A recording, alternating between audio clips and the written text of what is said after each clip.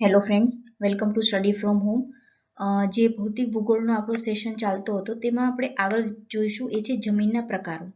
હવે જમીન જે બને છે એના માટે ઘણા બધા કારણો જવાબદાર છે. પહેલાં આપણે એને જોઈશું અને ત્યાર પછી ભારતમાં કેટલા પ્રકારની જમીન અસ્તિત્વ ધરાવે છે, વિવિધ પ્રકારની જમીન જેના લીધે અલગ અલગ પ્રકારના પાક લઈ શકાય છે, અલગ અલગ વિસ્તારોમાં એ જમીન કેમ બની છે, એ બધા રીઝનો સાથે આપણે 7-8 પ્રકાર છે જમીનને આપણે જોઈ લેશું. તો પહેલા તો જમીન શું છે એ સમજીએ. તો પૃથ્વીના પોપડાની સૌથી ઉપરની સપાટી જે આપણે જોઈએ છે, સૌથી ઉપરની સપાટી જેમાં વનસ્પતિના વૃદ્ધિ અને વિકાસ માટે જરૂરી એવા ખનિજ દ્રવ્યો, આ વસ્તુ હોવી જરૂરી છે. ખનિજ દ્રવ્ય અને વનસ્પતિજ તથા પ્રાણીજ દ્રવ્યો એટલે શું કે સેન્દ્રિય પદાર્થો, વનસ્પતિનો સડી ગયેલ કચરો અને પ્રાણીઓના જે અવશેષો હોય મૃત શરીરના, એ દ્રવ્યોની હાજરી હોવી જરૂરી છે. તો એ બધું મળીને શું બને છે? જમીન. જમીનનો જે અભ્યાસ કરવાની વિજ્ઞાનની શાખા છે એને પેડોલોજી તરીકે ઓળખવામાં આવે છે. હવે અલગ અલગ જે વિજ્ઞાનની શાખાઓ છે એ પણ એમસીક્યુમાં ઘણીવાર પૂછાય છે, તો એમાં આ ક્વેશ્ચન તરીકે આપણે લઈ શકીએ. પેડોલોજી તેને કહેવાય છે. ખડકોનું બાહ્ય પરિબળની અસરથી ખવાણ થાય છે. હવે ખડકો એટલે શું કે મોટા મોટા પથ્થરો હોય છે, જે ઘણા કિલોમીટરો સુધી લાંબા પથ્થરો હોય છે, એટલે એ ખડકો. પહેલા ખડકોનો ભૂકો બને. એ ભૂકો ઘણા બધા કારણોથી બની શકે કે સૂર્યપ્રકાશ, વનસ્પતિ, જીવજંતુઓ વગેરે બધાના લીધે ખડકોનો ભૂકો બને છે. ને આના લીધે ભૂમિનું આવરણ એક તૈયાર થાય છે. મોટા ટુકડા, કાકરા, રજ વગેરેને રેગોલિથ તરીકે ઓળખવામાં આવે છે. આ મહત્વનું એક એમસીક્યુનું એક સેન્ટેન્સ છે કે રેગોલિથ એટલે શું, યાદ રાખજો. ધોવાણ અને ઘસારણના પરિબળ ભૂપૃષ્ઠના ખડકોને તોડીને તેનો ભૂકો બનાવે છે. ધોવાણ થાય, ઘસારણ થાય તો એ જે મોટા ખડકો છે એમાંથી તૂટીને ધીરે ધીરે નાના પથ્થરો બને, એમાંથી કાકરીઓ બને, એમાંથી રજ બને અને છેલ્લે ભૂકો બની જાય. અને જેમાં પછી વનસ્પતિ અને જીવજંતુઓના સડેલા ભાગોનો સમાવેશ થાય છે, જેને હ્યુમસ અથવા સેન્દ્રિય પદાર્થ તરીકે ઓળખવામાં આવે છે. આ વસ્તુ અહીંયા એડ કરી દેજો. કોઈ વાર ગુજરાતી વર્ડ આવે સેન્દ્રિય પદાર્થ તો હ્યુમસ એટલે સેન્દ્રિય પદાર્થ. હ્યુમસ અથવા તો સેન્દ્રિય પદાર્થ છોડને ઉગાડવા અને વિકાસ કરવા માટે જરૂરી જૈવિક અને ખનિજ દ્રવ્યો પૂરા પાડે છે. જૈવિક દ્રવ્યો પણ અને ખનિજ દ્રવ્યો પણ. તો વનસ્પતિ અને પ્રાણીઓથી જૈવિક દ્રવ્યો બને. પ્રાણીઓના જે અવશેષો છે, વનસ્પતિના જે અવશેષો છે, પાન, ડાળખી, મૂળ વગેરેને સડવાથી, અને પ્રાણીઓના જે અવશેષો જેમના મૃત્યુ પછીના હાડકા, ચામડી વગેરે ખવાઈ જાય તો એ જમીનમાં ભળે, એનાથી જૈવિક દ્રવ્ય તૈયાર થાય. અને આમ રેગોલિથ એટલે શું? રેગોલિથ એટલે આપણે આગળ જોયું તે મોટા કાકરા, રજ અને મોટા ટુકડા કાકરા ને રજ અને જૈવિક પદાર્થો, હવા અને પાણી, આ બધી વસ્તુ ભળવાથી એક પ્રોપર જે જમીન છે, સારી જમીન એ તૈયાર થાય છે. તો જમીન એટલે શું? રેગોલિથ, જૈવિક દ્રવ્ય, હવા, પાણી એટલે બને છે જમીન. આ વસ્તુ એક યાદ રાખવાની છે. હવે છે જમીન નિર્માણને અસર કરતા પરિબળો. તો ખડકોની સંરચના. પહેલા તો આપણે એ જોવું પડે કે જે જમીન નિર્માણ કરે છે એ મેઇન ખડક કયો છે, એના આધારે જમીન કેવી બનશે એ નિર્ભર કરે. તો ખડકોમાં જે જમીનની નીચે આવેલા ખડકને જનક પદાર્થ કહેવાય. જનક એટલે શું? જન્મ આપનાર. કોને જન્મ આપે છે? એ જમીનને જન્મ આપે છે. તો એ જમીનની નીચે આપણે જ્યારે ખોદાણ કામ થતું હોય ત્યારે જોવાનું, જમીનની નીચે ધીરે ધીરે મોટા ખડકો નીકળવાના શરૂ થશે. તો એ શું છે? એના માતૃ ખડકો છે, જનક પદાર્થ છે, જનક ખડક છે. એમાંથી જ જમીન બનેલી હોય છે, કારણ કે જમીનની નિર્માણ પ્રક્રિયા ખડકોથી શરૂ થાય છે અને ખડકનું ખવાણ થઈ નાના ટુકડાઓમાં વિભાજન થાય છે, જે એક સ્થાને અથવા અન્ય સ્થાને વહન પામી નિક્ષેપણ એનું થાય છે અને એના લીધે જમીન બને છે. હવે એક્ઝામ્પલમાં જોઈએ તો ગ્રેનાઇટ ખડકોના ખવાણથી રેતી મિશ્રિત રેતીવાળી ચીકણી માટી અને બેસાલ્ટ ખડકોના ખવાણથી ફળદ્રુપ એવી કાળી માટી બને છે. જો બંને ખડકો કેવા છે? અલગ અલગ. તો જે જમીન બને છે એ કેવી છે? અલગ અલગ. હવે જેના માતા પિતા જ અલગ હોય એનું સંતાન પણ અલગ જ હોવાના ને. બે અલગ અલગ માતા પિતાના સંતાન અલગ હોય એવી રીતના અહીંયા બે જે માતૃ ખડકો છે, જે ગ્રેનાઇટ અને બેસાલ્ટ, એના લીધે જે જમીન બને છે એ પણ અલગ જ હોવાની છે. કેટલાક ખડકો જલ્દી ખવાણ પામે અને કેટલાક ખડકો ધીમે ખવાણ પામે છે. જેમ કે શેલ ખડકો છે એ જલ્દી ખવાઈ જાય, કેમ કે પોલા હોય છે, એ ફટાફટ ખવાઈ જાય. ને ચૂનાના ખડકો ધીમે ધીમે ખવાણ પામે, કેમ કે એ મજબૂત હોય છે એટલા માટે. નાઇટ્રોજન, સલ્ફર, લોહ અને ફોસ્ફરસ એ છોડના વિકાસ માટે ઉપયોગી છે. હવે અહીંયા તમારા માટે ક્વેશ્ચન છે, હોમવર્ક છે, મને કમેન્ટ સેક્શનમાં જણાવજો કે વનસ્પતિના વિકાસ માટે જરૂરી એવા કેટલા પોષક તત્વો જમીનમાં હોવા જરૂરી છે અથવા જમીનમાં મોટાભાગે જોવા મળે છે, કેટલા છે એ મને કમેન્ટ સેક્શનમાં જણાવજો. પોટેશિયમ છોડને સ્ટાર્ચ પૂરો પાડે છે. કેલ્શિયમ અને મેગ્નેશિયમ પાંદડાઓના વિકાસ માટે જરૂરી છે, જ્યાંથી ક્લોરોફિલ દ્વારા એ પોતાનું રસોઈ બનાવે છે, જે પાંદડાઓને રસોઈ ઘર કહેવાય છે વનસ્પતિનું ત્યાં. બેક્ટેરિયા જૈવિક ક્રિયાથી અને વીજળીના ચમકારાથી નાઇટ્રોજનનું જમીનમાં સ્થિરીકરણ કરે છે. જ્યારે કઠોળ વર્ગની વનસ્પતિ જ્યારે ઉગાડવામાં આવે ત્યારે કઠોળ વર્ગની વનસ્પતિમાં શું હોય છે, એના મૂળ ઉપર મૂળ ગંડિકાઓ હોય છે, મૂળની ગાંઠો હોય છે, અને એ ગાંઠોમાં રાઇઝોબિયમ બેક્ટેરિયા હોય છે, જે શું કરે, હવાનો જે ઓક્સિજન છે એને જમીનમાં પ્રસ્થાપિત કરે. અને એ જ વસ્તુ જ્યારે વીજળીના ચમકારા થાય ત્યારે પણ એવું થાય કે નાઇટ્રોજનનું જે હવામાં છે તેનું જમીનમાં સ્થિરીકરણ થાય, અને એ જ નાઇટ્રોજન જે આપણે પ્રોટીન સ્વરૂપે બનીને કઠોળ વર્ગની વનસ્પતિમાં આપણે જે આરોગ્ય છે પ્રોટીન, એ મારફતે આપણા શરીરમાં આવે છે. વિવિધ પ્રકારના એમિનો એસિડના સંયોજન બને છે, એમાં નાઇટ્રોજન જે વપરાય એ ક્યાં હોય છે, હવામાં, પણ એ જમીનમાં લાવવાનું કામ કોણ કરે, બેક્ટેરિયા અને વીજળીના ચમકારા. ત્યાર પછી છે વનસ્પતિ, જે ખડકો છે એની આસપાસ વનસ્પતિ કેવી છે, તો એ વનસ્પતિનો પણ આધાર રાખે કે એ ખડકો કેવા બનશે. વનસ્પતિના અવશેષો સડવાથી હ્યુમસનું નિર્માણ થાય છે, આપણે જોયું, જે જમીનની ફળદ્રુપતા વધારવાની સાથે વિકાસમાં પણ મદદરૂપ થાય છે. તેનાથી સૂક્ષ્મ જીવાણુઓ પેદા થાય છે અને જમીનના કણો એકબીજા સાથે જકડી રાખે છે. રણની જમીન જોજો, એમાં કોઈ વનસ્પતિના અવશેષો આપણને એટલા જોવા મળતા નથી, તો એ જમીન કેવી છે, છૂટી હોય છે એકદમ, તો એનામાં તાકાત જ નહીં હોય કે મૂળિયાઓને જકડી રાખે. પવનની સાથે શું થાય, એ મૂળ એના ઉખડીને એ વનસ્પતિ જે છે એ આખી જમીનથી અલગ થઈ જાય. હ્યુમસથી જમીનની ભેજ ગ્રહણ શક્તિ વધે છે, જમીન નિક્ષાલન ઘટે છે, જે અમુક ક્ષારો હોય છે ને એ નીચે જતા રહે છે. નિક્ષાલન પ્રક્રિયા કઈ છે આપણે આગળ જોઈએ. અને ગીચ જંગલ વિસ્તારોમાં આ પ્રકારની જમીન જોવા મળે છે. કેમ ગીચ વિસ્તાર, ગીચ જંગલ? કેમ કે જે વનસ્પતિના પાંદડાઓ વગેરે ખરેલું હોય છે, તો એ ક્યાં છે, વિઘટન પામે, એ જમીનમાં જ વિઘટન પામે. ને એના લીધે વનસ્પતિ, જ્યાં વનસ્પતિ વધારે હોય ત્યાં કેવા પ્રકારની જમીન નિર્માણ પામે, એ જે હ્યુમસ વધારે હોય ને એવી જમીન. હવે નિક્ષાલન શું છે એ સમજીએ કે જૈવિક પદાર્થો અને ખનિજ દ્રવ્યો ઓગળીને દ્રાવ્ય સ્વરૂપે નીચેની તરફ ગતિ કરે. બરાબર છે, જમીન પર આપણે થોડું મીઠું તમે નાખજો અને એના ઉપર પાણી નાખજો તો શું થશે, મીઠું ઓગળીને નીચે જતું રહેશે. તો એ જ પ્રક્રિયા એટલે નિક્ષાલન. તો ઉચ્ચ અક્ષાંશોમાં નીચા તાપમાનના કારણે કાર્બનિક પદાર્થોનું વિઘટન થતું નથી. ઉચ્ચ અક્ષાંશો એટલે કયા, ધ્રુવવાળા વિસ્તારો, ત્યાં તાપમાન કેવું હોય છે, ઓછું હોય છે, અને ઓછા તાપમાનમાં વસ્તુ કેવી સચવાઈ રહે, પ્રિઝર્વ થઈ રહે, એનું વિઘટન થતું નથી. નીચેના અક્ષાંશો જેમ કે વિષુવવૃત્ત પર આવે, મધ્ય અક્ષાંશો પર આવે, ત્યાં સૂક્ષ્મજીવો દ્વારા પાંદડાનો ઉપભોગ, પાંદડા સૂક્ષ્મજીવો દ્વારા આરોગાઈ જાય છે, એનું ખવાણ થઈ જાય છે, અને જમીનનું નિક્ષાલન થવાથી હ્યુમસ પાણી સાથે જમીનના નીચેના સ્તરોમાં જાય છે. પાણી વધારે હોય એમ હ્યુમસ છે એ જમીનના નીચેના ભાગમાં જતું રહે છે, જેથી ઉચ્ચ અક્ષાંશોથી વિષુવવૃત્ત તરફ જતા જમીનમાં હ્યુમસની માત્રામાં વધારો થાય છે. કેમ કે ત્યાં નીચા અક્ષાંશો પર શું થાય છે, ખવાણ પામે છે, એટલે હ્યુમસ બને છે. પણ ઉચ્ચ અક્ષાંશો પર શું થાય, વર્ષો સુધી એ પાંદડાઓ છે એની એ જ સ્થિતિમાં રહે, તો એનું ખવાણ થતું નથી, એટલે હ્યુમસ પણ બનતું નથી. બસ આ જ સિમ્પલ લોજિક છે. ત્યાર પછી છે આબોહવા. હવે ઘણીવાર એવું થાય કે એક પ્રકારની આબોહવા હોય કોઈ બે વિસ્તારોમાં, અને ખડક બંને અલગ અલગ પ્રકારના છે, જેના માતૃ ખડક છે એ અલગ છે, તો શું થાય, બંને જમીન જે છે ને એક સરખી બનશે. ભલે માતૃ ખડક સેમ છે પણ આબોહવા કેવી છે, એક જ પ્રકારની છે. અને ઘણીવાર બંને ખડકો અલગ અલગ છે, આબોહવા એક છે, અથવા આબોહવા અલગ છે ને જમીન એક છે, તો એ પ્રકારે પણ જમીન નિર્માણ એક સરખું આપણને જોવા મળે. આપણે જોઈએ આગળ.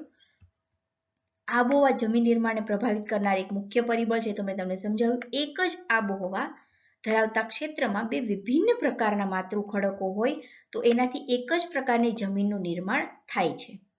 હવે આપણે એક એક્ઝામ્પલ લઈએ કે એક જ સ્કૂલ છે, એમાં એક ફેમિલીમાંથી એક સ્ટુડન્ટ આવે છે, એક બીજા ફેમિલીમાંથી એક સ્ટુડન્ટ આવે છે, ભણે છે ક્યાં, બંને એક જ જગ્યાએ, બંનેના માતા પિતા કેવા છે, એક અલગ અલગ છે, પણ એ લોકોને સ્કૂલમાં જે શિક્ષણ આપવામાં આવે કેવું છે એક પ્રકારનું, તે વિદ્યાર્થી કેવા બનશે? જો સારું શિક્ષણ આપવામાં આવશે તો બંને તેજસ્વી બનશે, અને જો ખરાબ શિક્ષણ આપવામાં આવશે તો બંને થોડા નબળા રહી જશે.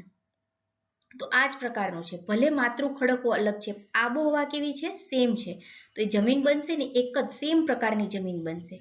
કોઈક કેસમાં શું જોવા મળે? જ્યારે માતૃ ખડક બંને એક જ હોય પણ આબોહવા અલગ અલગ હોય તો બે વિભિન્ન પ્રકારની જમીનનું નિર્માણ જોવા મળે. હવે એક જ ઘર છે, એમાંથી બે બાળકો છે, બંનેના માતૃ ખડકો એટલે માતા પિતા એક જ છે. એક બાળકને સારી શાળામાં મૂકે, એક બાળકને થોડી ઓછી સારી એવી શાળામાં મૂકે, તો બંને બાળકના પરિણામમાં ફરક પડશે.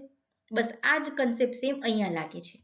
વિવિધ પ્રકારની આબોહવા, વિવિધ પ્રકારની વનસ્પતિ અને સૂક્ષ્મ જીવો જન્મે છે, જેનાથી જમીનમાં વિવિધ પ્રકારની જે વિવિધતા જોવા મળે એ આપણને અહીંયા જોવા મળે છે. જમીન નિર્માણનો દર અને પ્રકાર આબોહવામાં એનો જે પ્રભાવ છે એ જોવા મળે. અમુક જગ્યાએ આબોહવા કેવી હોય? એક્સ્ટ્રીમ હોય, ઠંડી વધારે હોય, ગરમી વધારે હોય, તો ત્યાં જમીન નિર્માણ કેવું થાય? ઝડપથી થાય. અને એકદમ સ્ટેબલ વાતાવરણ હોય તો ત્યાં જમીન નિર્માણ થોડું ધીમે થાય છે. વરસાદની માત્રા, તીવ્રતા, સમયગાળો, મોસમી અને દૈનિક તાપાંતર જમીન નિર્માણ પર અસર કરે છે. ઉષ્ણ અને ઉપોષ્ણ કટિબંધીય આબોહવાના પ્રદેશોમાં બેક્ટેરિયા વધારે સક્રિય હોય એટલે ત્યાં જમીનનું હ્યુમસ એ ફટાફટ ગ્રહણ કરી લે અને હ્યુમસની માત્રા કેવી? ઓછી જોવા મળે. જ્યારે ઠંડી આબોહવાવાળા પ્રદેશોમાં હ્યુમસ કેવું હોય? વધારે હોય. ભેજવાળી આબોહવા ધરાવતા પ્રદેશોમાં બાષ્પીભવનના દર કરતાં વરસાદ કેવો હોય છે? વધારે હોય છે. તેથી જમીનમાં જે રહેલા ક્ષારીય તત્વો એ ઓગળીને નિક્ષાલન દ્વારા એટલે કે ઓગળીને જમીનના નીચેના પડમાં જતા રહે. એટલે એ જમીન કેવી હોય છે? ક્ષારીય હોતી નથી. ક્ષાર જે હોય ને એ નીચે જતું રહે. મેં તમને મીઠાનું જે એક્ઝામ્પલ આપેલું એ જ સેમ છે નિક્ષાલન. ઓછા વરસાદવાળા પ્રદેશોમાં બાષ્પીભવન દર કેવો હોય છે? વધારે. સેમ ઉપરથી જે છે કન્ડિશન એની એકદમ ઉલટી કન્ડિશન. બાષ્પીભવન દર વધારે હોય એટલે શું થાય? ક્ષાર જે હોય ને એ કેશાકર્ષણની ક્રિયા દ્વારા ક્યાં જાય? ઉપર આવી જાય. પેલામાં ક્ષાર ક્યાં જાય? નીચે જતા રહે. અને આપણે જોયું ઓછો વરસાદ પડે જમીન કેવી હોય? થોડી ક્ષારવાળી જમીન હોય. એ ત્યાં શું થાય? કેશાકર્ષણથી ઉપર આવી જાય ક્ષાર પાણી સાથે. અને નીચા અક્ષાંશોથી ઊંચા અક્ષાંશો તરફ અથવા મેદાની પ્રદેશથી પર્વતીય પ્રદેશ તરફ જતા તાપમાન ઘટે એટલે જમીનની એસિડિકતા શું થાય? વધતી જાય. આ એક કન્સેપ્ટ યાદ રાખજો. તાપમાન ઘટે, એસિડિકતા વધે. ત્યાર પછી છે જૈવિક પરિબળો. તો જમીન પર જીવજંતુઓનો યાંત્રિક અને રાસાયણિક એ બંને રીતે પ્રભાવ પડે છે. અળસિયા જમીનમાં રહે અને માટી ખાય તો જેનાથી જમીનનું રાસાયણિક બંધારણ બદલાઈ જાય. આ છે એનું યાંત્રિક, એની હાજરી જ જમીનનું બંધારણ બદલે છે. અને પોતે ખાય પેલા તો જમીન પોચી બનાવે, કેમ કે અંદર જમીનમાં જાય ઉપર આવે જમીન પોચી બને. જમીન ખાય એટલે એના જે શરીરમાંથી જે મળ વાટે જે જમીન કાઢે છે એ કેવી હોય છે? ફળદ્રુપ જમીન બનાવે છે. તો એમ બંને રીતે છે, યાંત્રિક રીતે પણ અને રાસાયણિક રીતે પણ. વનસ્પતિ માટીને સેન્દ્રિય પદાર્થ આપે છે અને બીજી ઘણી રીતે જમીન નિર્માણની પ્રક્રિયામાં અસર કરે છે. વૃક્ષો જમીનના ઉપલાપણનું ધોવાણ અટકાવે છે, કેમ કે મૂળિયાઓ શું કરે? જમીનને બાંધી રાખે છે. વનસ્પતિ અને જીવજંતુ જમીનમાં જૈવિક પદાર્થ ઉમેરવામાં, ભેજ ધારણ શક્તિ વધારવામાં, નાઇટ્રોજનના સ્થિરીકરણમાં મદદરૂપ થાય છે. કઠોળ વર્ગની વનસ્પતિની મૂળગંડિકા પર રાઇઝોબિયમ બેક્ટેરિયા જમીનમાં નાઇટ્રોજનનું સ્થાપન કરે છે. આ મેં તમને આગળ કન્સેપ્ટ સમજાવી દીધું કે જે એમિનો એસિડ જે હોય છે કઠોળમાં હાજર રહેલા ક્યાંથી આવે છે? હવામાંથી. કોણ લાવે છે? Rhizobium bacteria. ત્યાર પછી છે પ્રદેશોનો ઢોળાવ. તો પ્રદેશોના ઢોળાવ પરથી પણ જમીનનું જે નિર્માણ છે ને એ અલગ પ્રકારનું થઈ જાય. કોઈક વાર જે ઢાળ હોય ને ત્યાં અલગ પ્રકારની જમીન હોય, જે મેદાન હોય ને ત્યાં પણ અલગ પ્રકારની જમીન હોય. તો તીવ્ર ઢાળવાળા પ્રદેશની સપાટી પર પાણી કેવું? ઝડપ વધારે હોય છે એટલે સપાટીમાં નિર્માણકારી પદાર્થો કેવા? ઓછા જમા થાય, કેમ કે પાણીના વેગ સાથે નિર્માણકારી પદાર્થો જેવા બને ને એવા વહી જાય.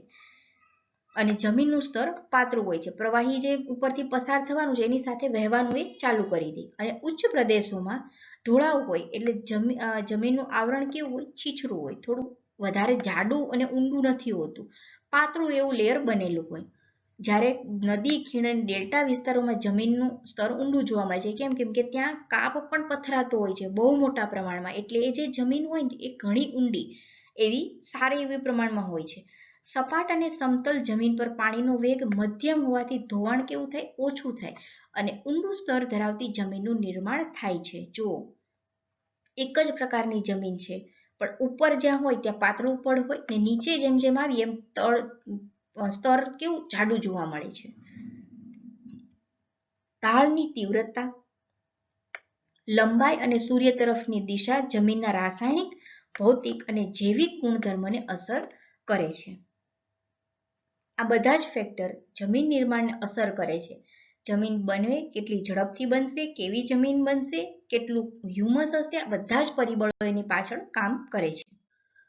તો હવે આપણે ભારતમાં જે પ્રકારની જમીનો જે ઉપલબ્ધ છે, જે પાક માટે જમીનને આપણે એમ કહીએ કે આપણા જે અનાજ છે એ આ જ પ્રકારની જમીનમાંથી આવે છે, વિવિધ પ્રકારના અનાજ. તો એ કેવી જમીન છે, કઈ રીતના બનેલી હશે, કેટલું પ્રમાણ છે, એ બધું આપણે જોઈએ. કાપની જમીન નદીઓ દ્વારા ઠાલવેલા કાપના નિક્ષેપણથી અથવા સમુદ્રની પીછેહટના લીધે બને છે. હવે સમુદ્રમાં પણ કાપ હોય છે, કેમ કે નદીઓ દ્વારા કાપ ક્યાં ઠલવાય? સમુદ્રમાં. હવે સમુદ્ર ધીરે ધીરે પાછો ખસી જાય તો પોતાની સાથે જે કાપ લાવે ને ભરતી વખતે એ ઓટ વખતે કિનારા પર છોડીને જતો રહે છે. ને નદીઓનું પણ એવું જ હોય, પર્વતો પરથી જે કાપ લાવે ને ધીરે ધીરે મેદાની પ્રદેશોમાં પોતાનો કાપ ઠાલવી દે અને પાણી હલકી થઈને સમુદ્રમાં ભળી જાય. તો ઉત્તર ભારતમાં આ પ્રકારની જમીન વધારે જોવા મળે, કેમ કે જ્યાં નદીઓ વધારે ને ત્યાં આ પ્રકારની જમીન વધારે જોવા મળે. આ જમીન ફળદ્રુપ હોવાથી વધુ ખાતરની જરૂર પડતી નથી, કેમ કે પહેલેથી જ ફળદ્રુપ છે અને સઘન ખેતી માટે ઉપયોગી છે. એની અંદર બધા જ પ્રકારના પાક લઈ શકાય છે, સઘન પ્રકારની ખેતી કરી શકાય. ભારતમાં આ પ્રકારની જમીન કેટલી છે? 43%. એમાં પોટાશ સૌથી વધુ, ફોસ્ફરિક એસિડ અને ચૂનો પણ સારા એવા પ્રમાણમાં જોવા મળે. નાઇટ્રોજન અને સેન્દ્રિય પદાર્થની ઉણપ હોય છે, કેમ કે એટલું બધું સેન્દ્રિય પદાર્થ ભળવાનો એને મોકો નથી મળતો, કાપ હોય છે ખાલી. અને આ જમીન આછા ભૂખરાથી ઘેરા ભૂખરા જેવો રંગ ધરાવે છે. આ જુઓ, આ ઘેરો ભૂખરો છે, આ એના થોડા આછો અને આ એનાથી થોડો આછો, આ રીતના થોડા શેડ અલગ અલગ હોય છે, પણ આ પ્રકારનો રંગ ધરાવે છે. જૂના કાપની જમીન બાંગર, નવા કાપની જમીન ખદરના નામે ઓળખાય છે અને એમાં મુખ્યત્વે ચોખા, ઘઉં, શેરડી, શણ, કપાસ અને મકાઈ જેવા પાક ઉગાડી શકાય છે. તમારા માટે આ ટર્મ મેં અહીંયા લખેલી છે, બાંગર અને ખદર તો મેં તમને બતાવી દીધી, પણ ભાબર અને તરાઈ શું છે ને એ મને તમારે કમેન્ટ સેક્શનમાં જણાવવાનું છે. આ ત્રીજો ક્વેશ્ચન છે જે હું તમને પૂછું છું, બરાબર? એક સેકન્ડ છે ભાબર અને ત્રીજો છે તરાઈ. આ શું છે એ મને કમેન્ટ સેક્શનમાં જણાવજો. આની આગળ પણ મેં એક ક્વેશ્ચન તમને આપેલું છે, જોઈ લેજો વિડીયો, જેને રિવાઇઝ કરીને યાદ ના રહે ક્વેશ્ચન તે. ત્યાર પછી છે રાતી પીળી જમીન. રાતી અથવા તો પીળી એ રંગ પરથી ઓળખવામાં આવે છે કે લાલ પ્રકારની જમીન છે તેને લાલ જમીન કહેવામાં આવે છે. ભારતમાં દખ્ખણના ઉચ્ચ પ્રદેશમાં, એટલે જે આપણો ડેક્કન પ્લેટિયો છે એ વિસ્તારના પૂર્વીય અને દક્ષિણી ભાગમાં, પૂર્વીય દક્ષિણી ભાગ જ્યાં વરસાદ ઓછો અને અગ્નિકૃત ખડકના લીધે આ પ્રકારની જમીન રચાય છે. નાના કણોવાળી લાલ અને પીળી જમીન સામાન્ય રીતે ફળદ્રુપ હોય છે. જો જમીન પીળી છે પણ એ થોડી ફળદ્રુપ છે, અને મોટા કણવાળી જે લાલ પીળી જમીનો એ ફળદ્રુપ હોતી નથી. કેમ? કેમ કે નાના કણો હોય ને એની ભેજ ધારણ શક્તિ પણ વધારે હોય અને થોડું હ્યુમસ પણ ભળેલું હોય, થોડું વધારે, એટલું બધું નહીં પણ થોડુંક હોય છે, અને એના લીધે મોટા કણો જે હોય છે ને એમાં હ્યુમસનો અભાવ હોય છે, એટલે એ ફળદ્રુપ નથી હોતી. પ્લસ ભેજ ધારણ શક્તિ પણ વધારે નથી હોતી. અને એમાં બાજરો, મગફળી, બટાકા, રાગી, તમાકુ અને શાકભાજીની ખેતી માટે યોગ્ય ગણાય છે. ફેરિક ઓક્સાઇડના લીધે જમીનનો રંગ લાલ અને નીચે જતા પીળા રંગની જોવા મળે છે. આ માટીમાં ફોસ્ફરસ, નાઇટ્રોજન, પોટાશ અને સેન્દ્રિય પદાર્થોની ઉણપ હોય છે અને સ્વભાવે કેવી હોય છે? એસિડિક. અહીંયા ઉણપ બતાવેલી છે. કેવા? તો મોટા પ્રકારના જે કણો ને એમાં ઉણપ હોય, નાના પ્રકારમાં થોડું હ્યુમસ હોય છે, એટલું બધું પણ નથી હોતું. કાળી અથવા રેગુલ પ્રકારની જમીન. તો લાવા એટલે કે જે બેસાલ્ટ પ્રકારનો જે લાવા છે એનું વિખંડન થવાથી આ પ્રકારનું જમીન નિર્માણ જોવા મળે છે. ને ભારતમાં ક્યાં છે? તો ડેક્કન ટ્રેપ એટલે જે ડેક્કન પ્લેટ્યુ છે એ વિસ્તારમાં જોવા મળે છે. ભારતનો જે એકદમ મધ્ય ભાગ છે ત્યાં. એ જમીનમાં કયા તત્વો હોય છે અને કયા નથી હોતા? તો છે નાઇટ્રોજન, ફોસ્ફરસ અને સેન્દ્રિય તત્વોની માત્રા ઓછી હોય છે. જ્યારે લોહ, ચૂનો, કેલ્શિયમ, પોટાશ, એલ્યુમિનિયમ અને મેગ્નેશિયમ કાર્બોનેટનું પ્રમાણ કેવું હોય છે? વધારે હોય છે. સેન્દ્રિય પદાર્થ એલ્યુમિનિયમ, આયર્ન, ટિટેની-ફેરસ, મેગ્નેટાઇટની હાજરીના લીધે જમીનનો રંગ કેવો જોવા મળે છે? કાળો. હવે આ મોસ્ટ ઇમ્પોર્ટન્ટ ક્વેશ્ચન છે કે જમીનનો રંગ કાળો શેના લીધે જોવા મળે છે? ટિટેની ફેરસ મેગ્નેટાઇટ એ મોસ્ટ ઇમ્પોર્ટન્ટ વર્ડ છે, કીવર્ડ યાદ રાખજો. અને સ્વભાવે કેવી હોય છે? આલ્કલાઇન. આગળની જે જમીનો છે કેવી હતી? સ્વભાવે એસિડિક હતી, જ્યારે આ કેવી છે? આલ્કલાઇન, એટલે કે બેઝિક પ્રકારની જમીન છે. કપાસ માટે ઉત્તમ ગણાતી આ જમીન રેગુર અને સ્વયં ખેડાણની જમીન તરીકે ઓળખાય છે. સ્વયં ખેડાણની કેમ? કેમ કે એ કાળી જમીન ભેજ ગ્રહણ કરે એની ક્ષમતા કેવી હોય છે? વધારે. એ ભીની થઈ જાય અને ત્યારે ચીકણી થઈ જાય, પછી સુકાય છે એટલે એમાં તિરાડો પડે તો એનું ખેડાણ થઈ ગયું એવું કહેવાય. તો એટલે એને સ્વયં ખેડાણની જમીન કહેવાય છે. ઉષ્ણકટિબંધીય ચરનોઝમ અને ટ્રોપિકલ બ્લેક અર્થ તરીકે પણ ઓળખવામાં આવે છે. જ્યારે ટ્રોપિકલ વિસ્તાર હોય ને ત્યાં કાળી જમીન અને બાકી ચરનોઝમ જમીન, એ બંનેના નામથી કાળી જમીનને ઓળખવામાં આવે છે. જમીનમાં અળસી, સરસવ, મગફળી, મોટાભાગે તેલીબિયા પ્રકાર છે. તમાકુ, શાકભાજી ને કઠોળ ઉગાડી શકાય છે. અને આવી જ જમીન જે તમાકુ ઉગાડે ને એ જ આ ચરોતરમાં થોડો ઘણો અંશ આવી જમીનનો છે. રેગુર પ્રકારની જમીન. વર્ષા ઋતુ વાળા વિસ્તારોમાં સૂકી ઋતુમાં પણ પાક લઈ શકાય. કેમ કે ત્યાં ભેજ ધારણ શક્તિ કેવી છે? વધારે છે. એટલે જે ભેજ જમીનમાં સંગ્રહાયેલો છે એનાથી જ જે વરસાદ પછીની સિઝન છે એમાં એક પાક લઈ શકાય છે. ત્યાર પછી છે પડખાવ જમીન. આબોહવા કેવી હોય છે? તાપમાન ઊંચું અને વધુ વરસાદ હોય છે. અને જમીનનો રંગ લાલ લોહ ઓક્સાઇડને લીધે જોવા મળે. જ્યારે ભીની થાય ત્યારે નરમ અને સુકાઈ જાય ત્યારે કેવી? એકદમ સખત બની જાય છે.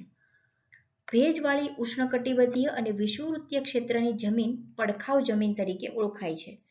હવે અહીંયા વરસાદ કેવો હોય છે? વધુ. તો અહીંયા શું થાય? ચૂનો અને સિલિકાનું નિક્ષાલન જોવા મળે, એ બધા નીચે જતા રહે અને આયર્ન ઓક્સાઇડ અને એલ્યુમિનિયમના સંયોજનો કેવા હોય? એ ઉપર રહી જાય.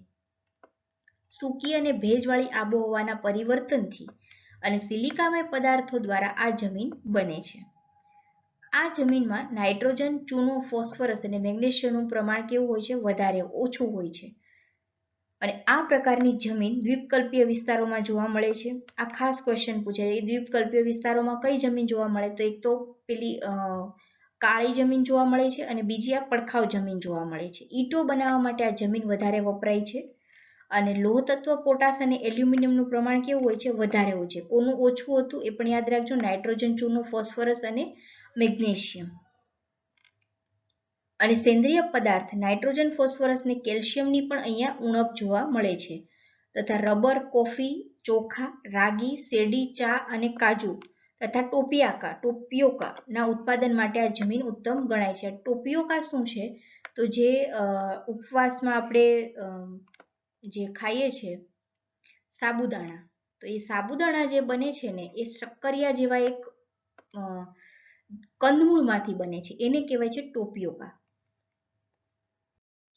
ત્યાર પછી છે રણની અથવા શુષ્ક જમીન. રણની જમીન કોઈને એક્સપ્લેન કરવાની જરૂર જ નથી, બધાને ખબર છે રણ વિસ્તારમાં કેવી જમીન હોય. અહીંયા મેં આપેલી છે. થોડા ઘણા ઘાસના આવા તમને જોવા મળે છે, બાકી મોટું વૃક્ષ વગેરે એટલું જોવા મળતું નથી.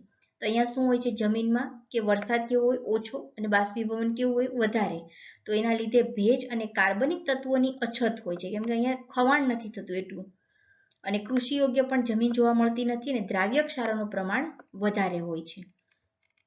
ક્યાં જોવા મળે? તો ભારતના પશ્ચિમ ભાગમાં વધારે જોવા મળે છે આ પ્રકારની જમીન. પશ્ચિમ ભાગમાં પશ્ચિમી રાજસ્થાન, દક્ષિણ પંજાબ, પશ્ચિમ હરિયાણા અને ગુજરાતમાં પણ પશ્ચિમ છેડો, એમાં કયા? કચ્છ, સૌરાષ્ટ્ર અને ઉત્તર ગુજરાત.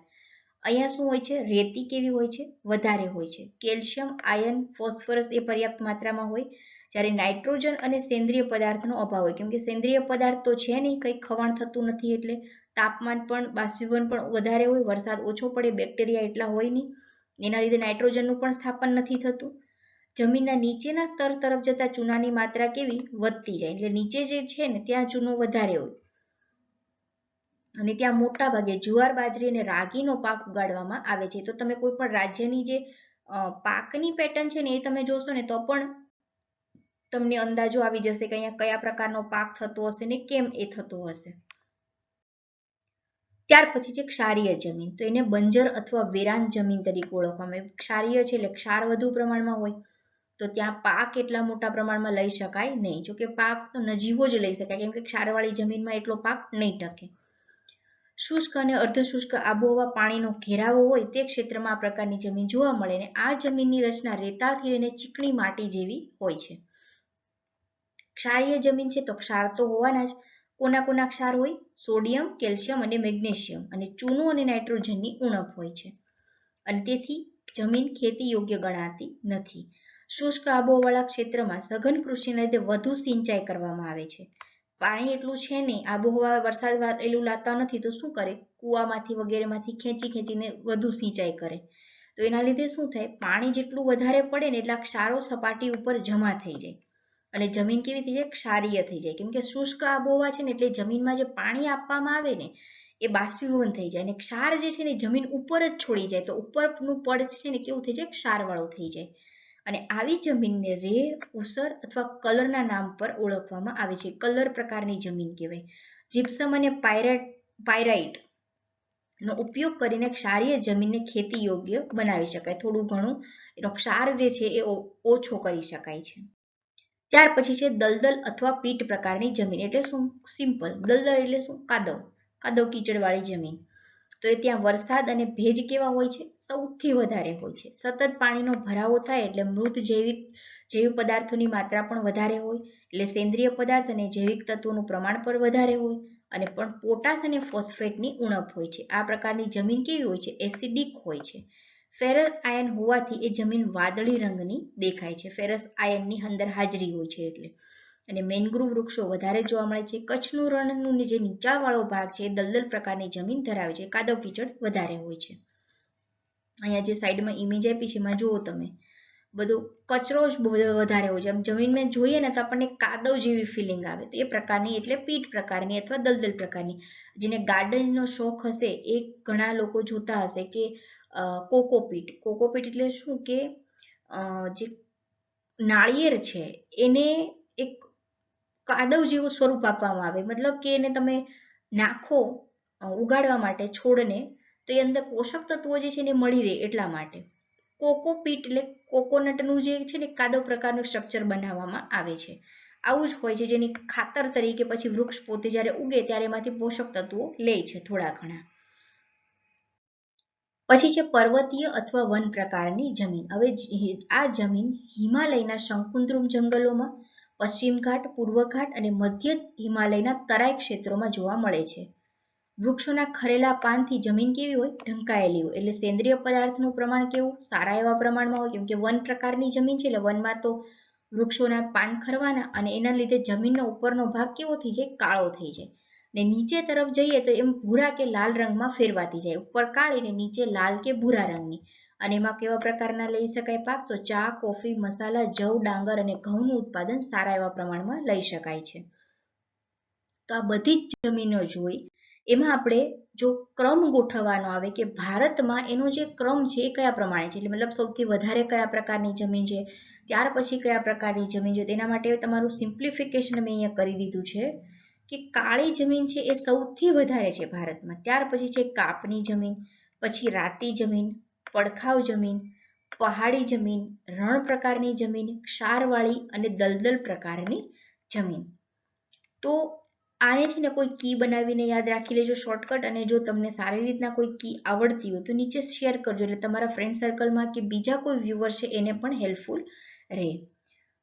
તો હવે નેક્સ્ટ જે આપણા વિડીયો આવશે તે સારા એવા અને ખૂબ જ ઝડપથી આવશે. પાછલા ઘણા સમયથી આપણી ચેનલ ઇનએક્ટિવ હતી, પણ હવેથી રેગ્યુલર વિડીયો આવવાના સ્ટાર્ટ થઈ જશે. તો જેણે ચેનલ સબસ્ક્રાઇબ નથી કરી લેજો, બેલ નોટિફિકેશન આઇકન ઓન કરી લેજો, એટલે તમારા જે વિડીયો છે એ મિસ ના થઈ જાય. અને ફ્રેન્ડ સર્કલમાં શેર કરવાનું ભૂલતા નહીં. સાથે સાથે ટેલિગ્રામ ચેનલ પણ છે, તો ત્યાં પણ તમે જોડાઈ શકો છો, અને તમારી ક્વેરી જે હશે યુટ્યુબ ચેનલમાં એનું આન્સર તમને ટેલિગ્રામ ચેનલ પર જરૂર આપીશ, અને બને એટલો વહેલો આપવાની હું તમને કોશિશ કરીશ. Thank you.